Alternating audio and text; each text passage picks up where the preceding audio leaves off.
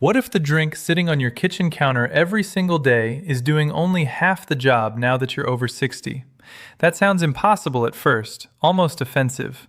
For decades, you've been told the same thing: drink more water, stay hydrated, feel better. Simple, clean, unquestioned. But aging has a way of changing rules that once seemed permanent, and one of the quietest changes happens inside the blood vessels long before most people ever feel it. The truth is, plain water may still help quench thirst, but after 60, thirst is not the full story. Circulation changes. Blood vessel flexibility changes. The way minerals move through the body changes. The kidneys do not respond as sharply as they once did. Cells don't hold on to fluid and nutrients with the same efficiency. Energy falls in ways people often blame on just getting older, when in reality, the body may be asking for something far more specific than another glass of plain water. Dr. Marcus Hale learned this the hard way after watching patient after patient do everything right on paper and still complain of cold hands, heavy legs, afternoon fatigue, dizzy mornings, poor exercise tolerance, and that strange feeling of being drained without explanation. They were drinking water. In some cases, a lot of it. But they were not getting what the vascular system was quietly starving for: compounds that help the body actually use hydration to support blood flow, vessel tone, and cellular energy. That is where today's story begins. Not with a miracle, not with a fad, but with 5 drinks that seem almost ordinary until you look closer. 5 drinks that may support circulation, vessel function, and endurance in a body that has spent 6 or 7 decades carrying stress, salt, sugar, poor sleep, medications, and time itself. And the deeper Dr. Marcus Hale looked, the stranger the pattern became. The healthiest older adults were rarely the ones simply drinking more water. They were adding something to it. Before he ever shared the full list, one statistic stopped him cold. In one line of research on older adults, optimizing hydration with specific plant compounds was linked to dramatic improvements in endothelial function, the delicate inner lining of blood vessels that decides whether arteries relax smoothly or stay tight and resistant. That lining is everything. When it works, circulation feels effortless. When it struggles, the heart works harder, the legs feel heavier, the brain gets less oxygen, and fatigue arrives earlier than it should. Now here's the part that makes people lean in. The most powerful drink on the list is not rare. It is not expensive. It is not hidden behind a prescription counter. Most people have walked past it in a grocery store and thought almost nothing of it. But getting there too quickly would miss something important, because the countdown matters. Each step reveals a different weakness that aging creates in the body, and each drink seems to answer a different part of that weakness. The 5th drink surprises nearly everyone first: coconut water. At a glance, it looks trendy, overhyped, almost cosmetic. Many dismiss it as the kind of thing athletes sip after yoga, or something sold with promises bigger than its science. But when older adults began replacing one daily serving of plain water with unsweetened coconut water, some researchers saw improvements that demanded attention, especially around blood pressure regulation and mineral balance. That mattered because after 60, sodium and potassium stopped behaving like perfect dance partners. Picture a seesaw that once moved smoothly. Sodium goes up, potassium helps restore balance. Potassium rises, blood vessels may relax more easily. In a younger body, the system adjusts with impressive efficiency. In an older body, the seesaw gets sticky. Kidneys may conserve or waste electrolytes differently. Medications complicate the picture. Appetite changes. Digestive absorption shifts. And suddenly, a person can be drinking enough fluid while still failing to support the chemistry that helps blood pressure stay stable and the heart muscle contract efficiently. Coconut water enters this picture with something older bodies often need more of than they realize: potassium delivered in a form the body can use. Not candy, not syrup, not a sports drink overloaded with sugar and artificial flavor. Real, unsweetened coconut water brings potassium, along with smaller amounts of magnesium and naturally occurring compounds that may help the vascular system handle oxidative stress. That matters because oxidative stress is one of aging's favorite tricks. It works quietly, stiffening vessels and making circulation less graceful year after year. One older patient, Linda, had done what everyone told her to do. More water, less soda, less salt. She was disciplined, careful, and frustrated. Her blood pressure still drifted higher by afternoon, and her morning walks left her feeling strangely flat. When Dr. Marcus Hale adjusted her hydration routine and included a modest serving of unsweetened coconut water earlier in the day, the change was not theatrical, but it was real. Less heaviness, better morning steadiness, more stamina. And that was only the gentlest drink on the list. Because number 5 is not where this story becomes truly strange. Number 5 only opens the first door. The next drink does something far more unexpected. It reaches beyond circulation and touches inflammation, sleep, and pain at the same time. And once Dr. Marcus Hale saw what happened when older adults started using it in the evening, he realized the real problem was never plain water alone. The real problem was that millions of people were hydrating without ever addressing the hidden fire slowing their blood from within. If the first weakness of aging is mineral imbalance, the second is far more subtle and in some ways more dangerous: inflammation that never fully turns off. Not the dramatic inflammation people notice after an injury, but the low, background kind that settles into joints, vessel walls, muscles, and even sleep patterns. It becomes so common that many older adults stop treating it as a problem and start treating it as identity. My knees ache, my sleep is light, my blood pressure is creeping up. That's just age. But Dr. Marcus Hale never liked that sentence. He had seen too many people accept decline that was not inevitable.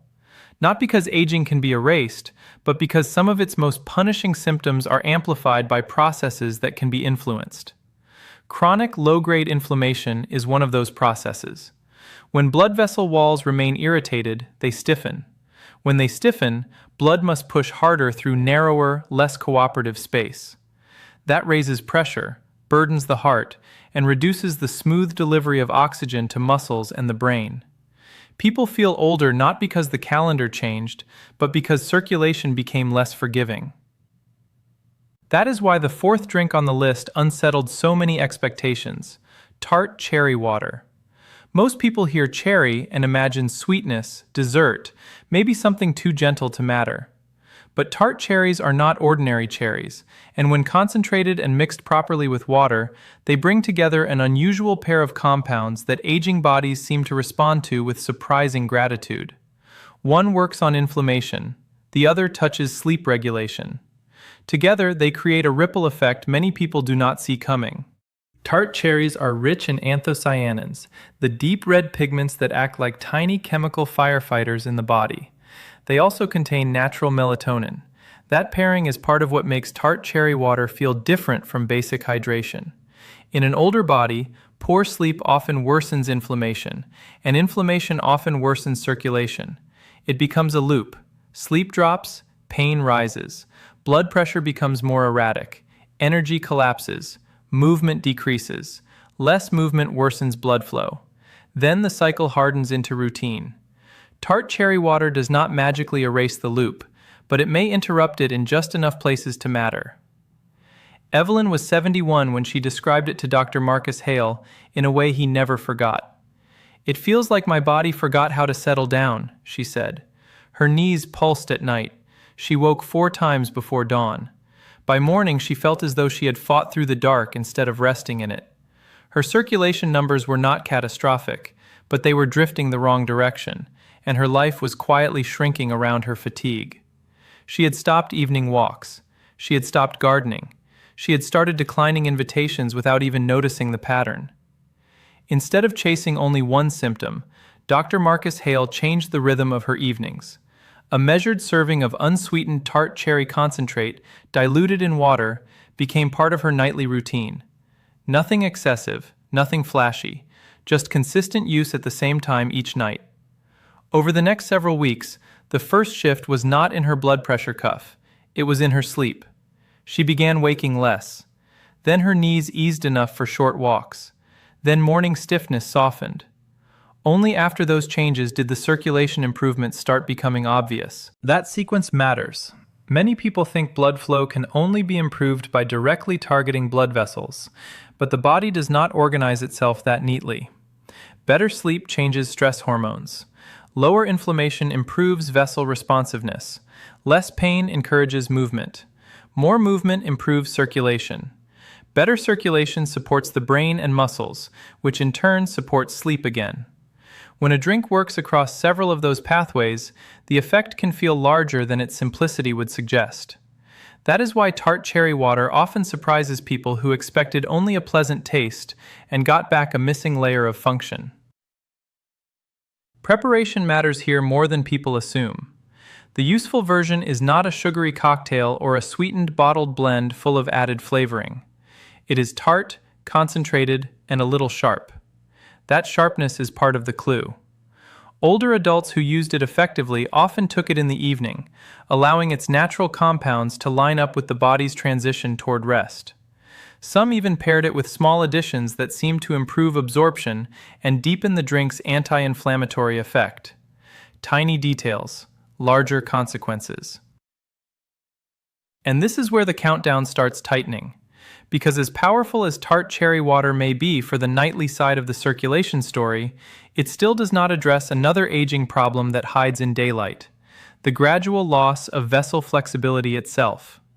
Even if sleep improves, even if inflammation drops, an older artery can still behave like a hose left too long in the sun, less elastic, less responsive, more prone to resisting healthy flow.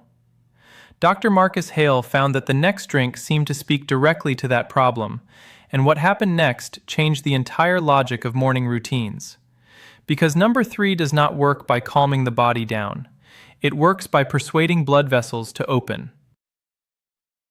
By the time Dr. Marcus Hale reached the third drink on his list, he noticed a pattern that bothered him. Too many people over 60 were waking up and immediately doing things that tightened their systems before the day had even begun. Strong coffee on an empty stomach, rushed cortisol, little food, minimal movement.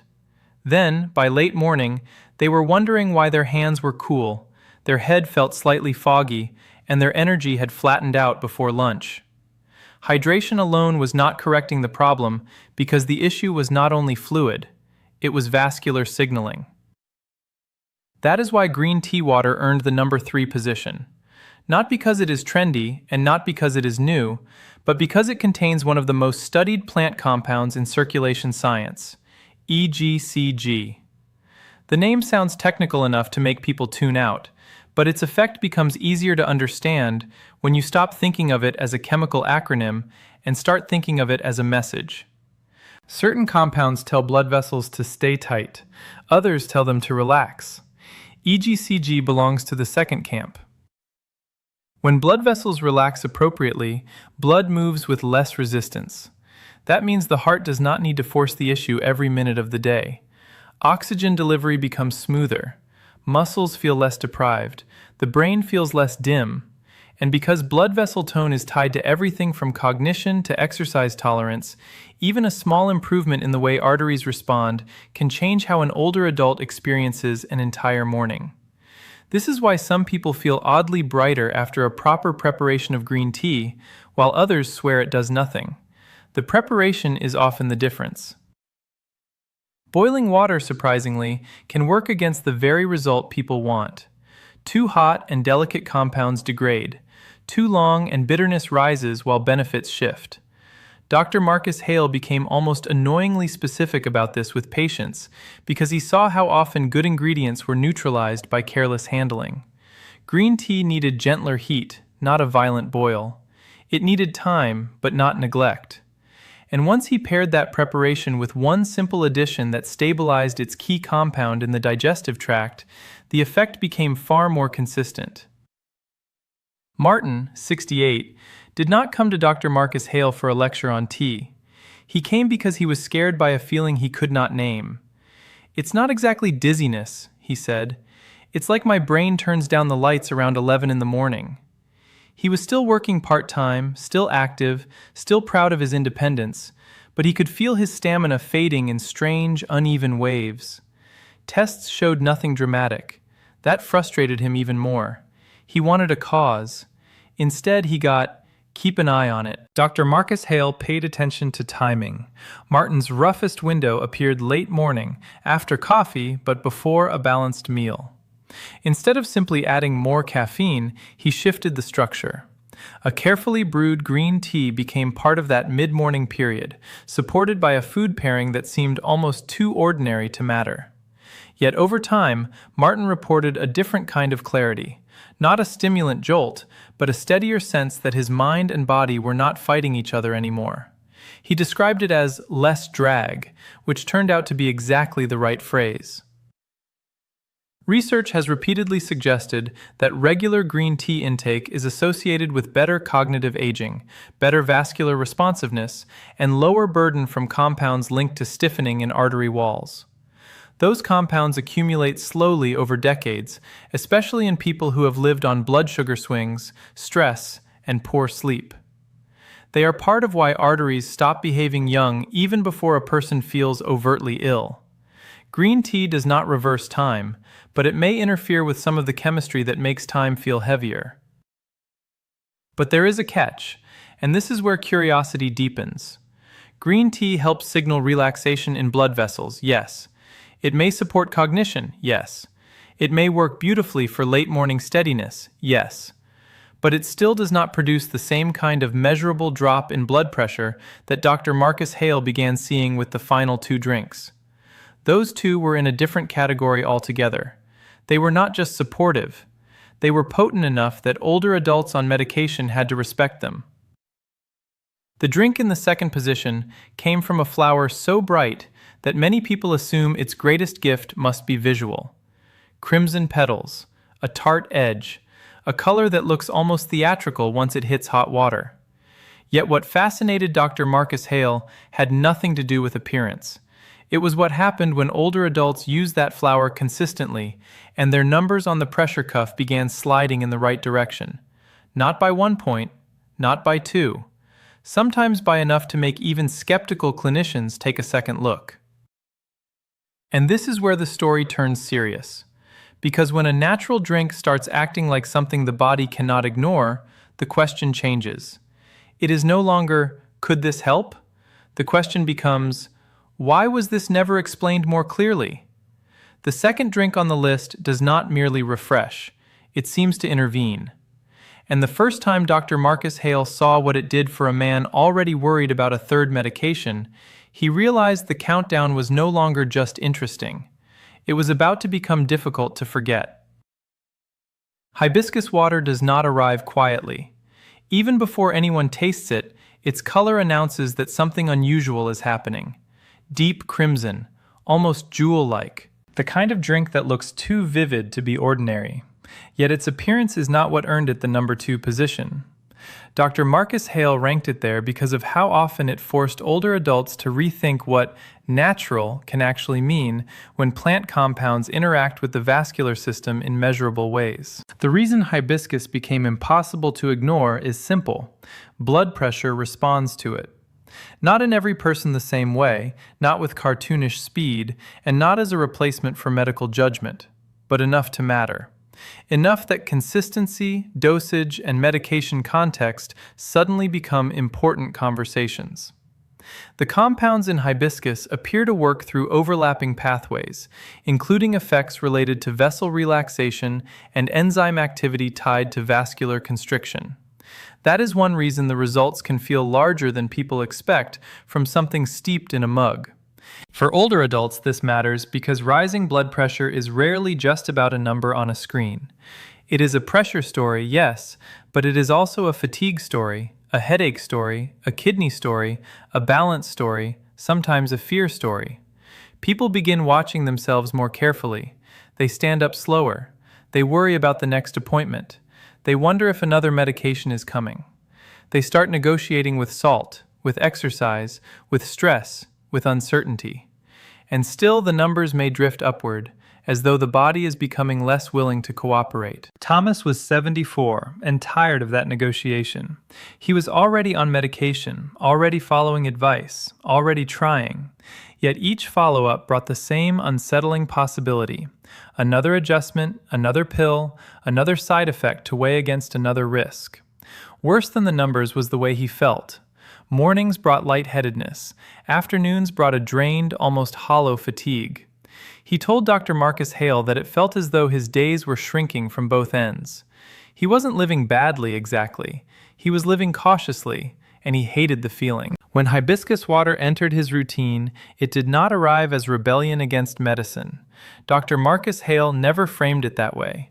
It arrived as a carefully considered addition, monitored, respected, timed sensibly, and kept far from sugary versions that would have missed the point entirely. Over the next weeks, the change appeared where Thomas had stopped hoping to see it, not only in his readings, but in his steadiness. Less morning haze, better afternoon function, a subtle return of confidence, the kind that makes a man stop thinking so much about whether climbing the stairs is worth it. Part of what makes hibiscus so intriguing is that it seems to influence more than one risk factor at once. Some older adults see benefits not only in pressure trends, but also in markers related to lipids and vascular stress. That layering matters. Aging rarely injures the cardiovascular system in only one place. It nudges the body from many directions at once. Stiffness here, oxidation there, pressure elsewhere, poor recovery underneath it all. When one drink speaks several of those biochemical languages, people feel it even if they cannot explain why. Still, hibiscus carries a warning hidden inside its promise. Potency is not always harmless just because it comes from a flower. For people already taking blood pressure medication, adding something that further encourages pressure to fall must be done thoughtfully. This is where common sense becomes part of the script. Respect the effect. Do not treat natural as weak. Do not assume more is better. Dr. Marcus Hale insisted on that because the goal was never to impress people with dramatic stories. The goal was to help them build safer, stronger bodies. Preparation becomes part of that respect. The useful version is tart, unsweetened, and brewed with intention, not buried under spoonfuls of sugar that turn a vascular ally into dessert. Some people softened the edge with only a hint of sweetness. Others paired it with another food rich in complementary plant compounds, discovering that the real power often came not from a single heroic ingredient, but from combinations that strengthened nitric oxide signaling and vessel relaxation together. That small clue points directly toward what came next. Because as impressive as hibiscus may be for blood pressure and arterial tone, it still is not the top drink on the list. Something else stood above it. Something so physiologically direct that Dr. Marcus Hale began describing it not as a simple beverage, but as a vascular event.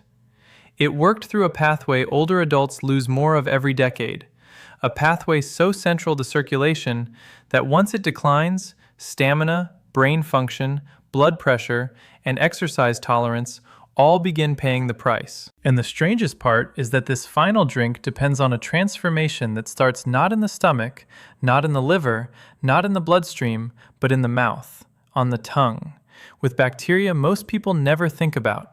The first time Dr. Marcus Hale explained that to a patient, the room went silent. Because suddenly the story was no longer about hydration, tea, or routine.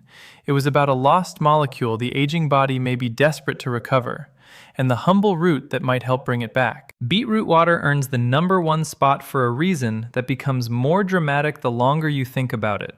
It helps feed a pathway the body depends on for healthy blood flow, yet naturally loses with age. That pathway revolves around nitric oxide, a molecule so important to circulation that Dr. Marcus Hale once described it as the difference between an artery that cooperates and an artery that resists. When nitric oxide is available, vessels relax, widen, and respond with flexibility. When it falls, pressure rises, oxygen delivery weakens, and physical effort begins to cost more than it should. What makes beetroot extraordinary is not magic. It is chemistry the body recognizes. Beets are rich in dietary nitrates, After consumption, those nitrates begin a conversion process that depends partly on beneficial bacteria in the mouth. The tongue plays a role. Saliva plays a role. Blood then helps complete the transformation into nitric oxide. That means the effect is not just about what you swallow. It is about what the body can convert. And because natural nitric oxide production tends to decline with age, older adults often feel the consequences long before they understand the mechanism. That decline is one reason stairs feel steeper, walks feel shorter, and recovery feels slower. It is one reason circulation-related fatigue can masquerade as ordinary aging. Less nitric oxide means vessels are less able to open efficiently when muscles and organs demand more blood. The heart must push harder. The brain may receive less graceful support. Endurance shrinks.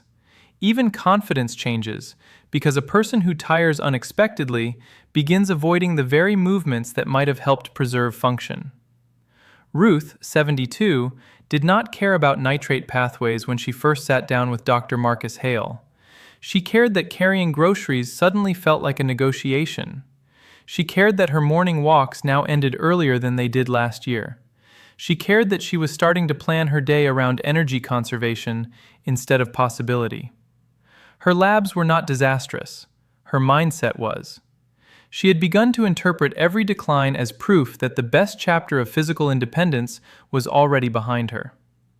Dr. Marcus Hale introduced beetroot water with precision, not hype.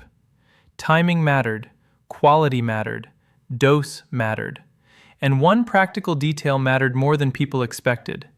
The effect was often strongest when the drink was taken well before the day's most active period, allowing time for nitrate conversion before movement demanded the benefit. Ruth followed the structure more out of curiosity than optimism. Yet after several weeks, she noticed something first in her walks, then on hills, then during the ordinary tasks that had lately felt like mild tests.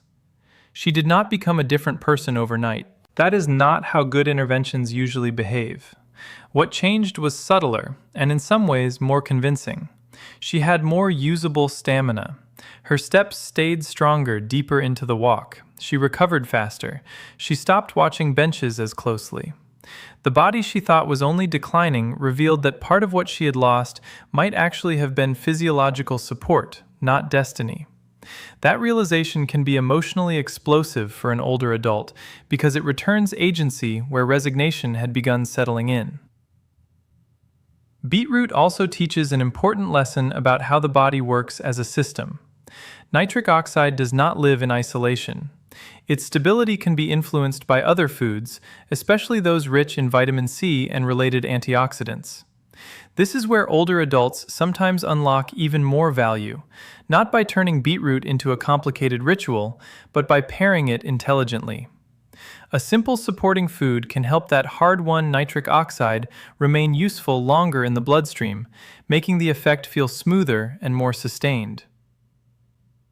Then there is the warning almost no one expects the first time. Beetroot may turn urine or stool reddish. Harmless, but alarming if unexpected. Dr. Marcus Hale always mentioned this in advance because fear has a way of destroying consistency. People stop useful routines when something surprises them. Once they know the color shift is simply the pigment passing through, they relax. That matters because number one on the list is not a one-time trick. It rewards repetition, timing, and patience more than drama. And yet even here, at the top of the countdown, a bigger question remains.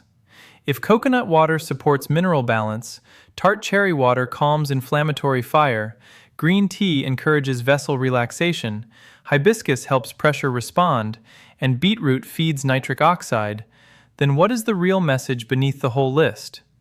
Is it just that these 5 drinks are useful? Or is the deeper truth that millions of older adults have been taught to think about hydration in a way that is simply too narrow for the body they live in now? That final answer matters more than any single recipe, because once Dr. Marcus Hale understood it, he stopped framing these drinks as isolated tips and started seeing them as a new language of support for aging blood vessels, a language of timing, synergy, consistency, and respect for how the body changes after 60. And when he finally explained that bigger picture, people stopped asking only which drink to try first. They started asking a much more powerful question. What else have we mistaken for normal aging that might actually be changeable? The deeper lesson is this. After 60, the body does not simply need more water. It needs more intelligent support. That does not mean plain water becomes useless. It means plain water may no longer be enough by itself to answer every demand aging places on circulation, recovery, energy, and vessel health. The body has changed. Its chemistry has changed. Its resilience, while still present, depends more heavily on what arrives consistently and in forms it can actually use. Once that truth lands, the entire conversation about hydration becomes more honest. Dr. Marcus Hale began explaining it to patients in a way that removed shame and panic from the equation. If you have been drinking water your whole life, you were not doing something wrong. You were following a rule that was broadly helpful. But broad help is not the same as targeted help. A younger body can compensate for more. An older body often cannot. That is why the same person who used to bounce back from dehydration, poor sleep, salty meals, and stress with little visible cost may now feel deeply affected by even small imbalances. Seen this way, the 5 drinks are not competing trends. They are tools. Coconut water may help when mineral balance and blood pressure steadiness need support. Tart cherry water may be especially meaningful when inflammation, sleep disruption, and evening pain are feeding the circulation problem from the shadows. Green tea water may help a person whose mornings collapse into late morning fog because vessel tone and mental clarity are not being supported wisely. Hibiscus water may speak loudest when pressure is drifting and the body needs gentle but real help. Beetroot water may stand at the top when stamina, nitric oxide, and blood flow itself need direct reinforcement. The power is not only in choosing one, it is in understanding why one fits a particular weakness. That shift in thinking protects people from the disappointment of random experimentation. It also restores a sense of partnership with the body. Instead of saying, "I guess I'm just old now," a person begins asking better questions. Is my fatigue connected to poor vessel relaxation? Is inflammation sabotaging my sleep and pressure? Have I mistaken low nitric oxide for inevitable decline? Better questions often lead to better outcomes long before perfect answers arrive. There is also a second truth hidden beneath the list, and it may be the most emotional one. Older adults often believe independence disappears in dramatic moments: a diagnosis, a fall, a hospitalization. But more often, independence fades through tiny daily losses: shorter walks, one less errand, more sitting, more hesitation, more planning around symptoms. That is why these drinks matter beyond laboratory language. If better vascular support gives a person the confidence to keep moving, keep thinking clearly, keep sleeping, keep climbing stairs, keep gardening, keep visiting friends, then the benefit is not abstract. It is life returned in usable pieces. Of course, no responsible voice would pretend that every older adult should rush into every drink without context. Medications matter, kidney issues matter, diabetes matters, blood pressure targets matter, tolerance matters, real bodies are individual. Dr. Marcus Hale respected that complexity because the goal was never to replace judgment with enthusiasm. The goal was to close the dangerous gap between drink more water and understand what your aging body is actually asking for. That gap is where many people quietly lose years of better function they might otherwise have protected. And perhaps that is the hardest part to sit with. How many people are walking around blaming themselves for being tired when their blood vessels are simply undersupported? How many assume that cold feet, morning fog, afternoon crashes, rising pressure, and shrinking stamina are automatic consequences of aging when some portion of the burden may be responsive to better choices? Not every symptom can be solved this way, but enough of them may soften that the question becomes impossible to ignore. That is why the list never should have been heard as a list alone. It is a map, a way of seeing the body's messages more clearly. Coconut water whispers about minerals. Tart cherry warns about hidden inflammatory fire. Green tea points to vessel tone and cognitive steadiness. Hibiscus raises the issue of pressure and vascular strain. Beetroot reveals the missing nitric oxide story so many older adults were never told. Once those messages are visible, plain water stops being the villain and becomes what it always should have been, the foundation, not the whole strategy. The body after 60 is not broken. It is specific. It asks for better timing, better inputs, fewer empty habits, and more respect for the systems that have carried you through decades. Blood vessels are not just tubes, they are living tissue. They respond, adapt, stiffen, recover, and signal distress. They remember how you have lived. But sometimes, with the right support, they also remember how to respond better than you feared they could. So if one of these drinks stood out to you, the real invitation is not to chase hype. It is to listen more carefully to the kind of problem your body may be describing. The answer might not be louder effort. It might be smarter support. And that possibility, for many people, is more hopeful than any promise of reversal could ever be. If this changed the way you think about aging and circulation, leave a like, subscribe, and tell me which drink you'd try first. And if you felt any of these changes in your own body, share your experience. I genuinely want to know what happened.